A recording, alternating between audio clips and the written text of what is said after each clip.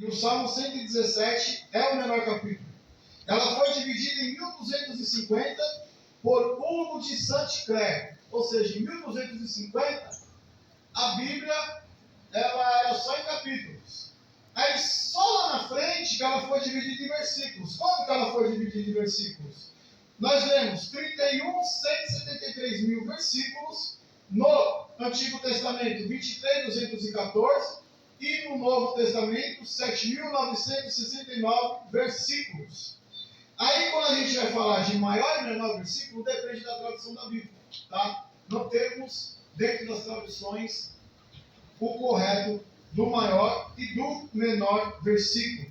E ela foi separada em versículos em 1551 por um homem chamado Robert Stevens, o Novo Testamento, e em 1445 pelo Rabi Natan, o Antigo Testamento. Então essa é a divisão da Bíblia.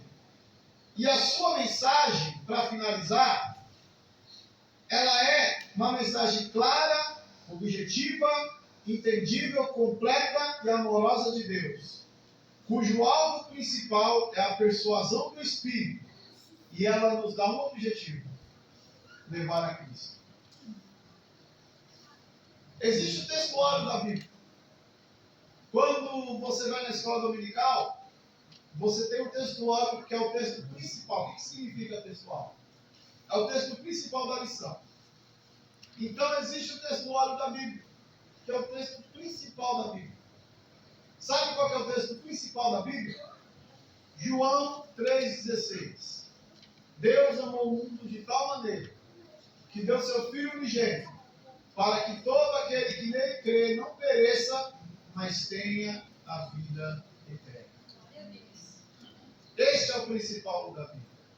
Todo o Antigo Testamento aponta para Cristo. E todo o Novo Testamento é o cumprimento das profecias em Cristo.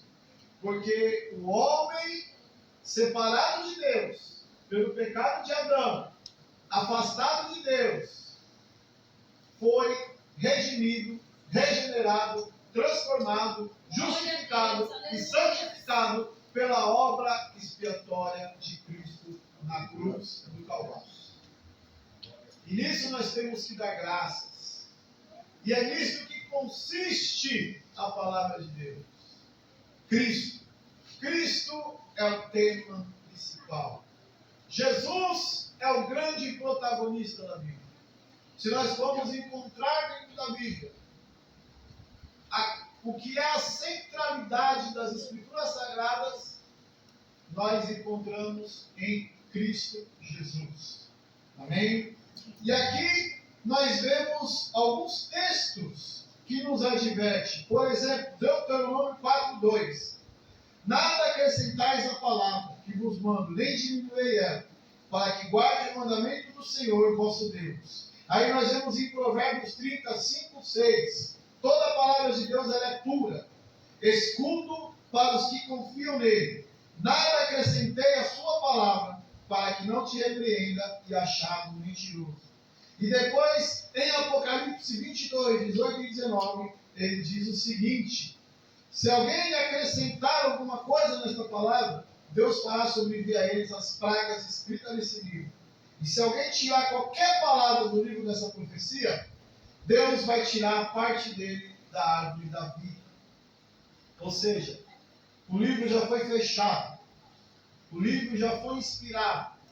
Não existe mais nada a tirar, não existe mais nada a acrescentar.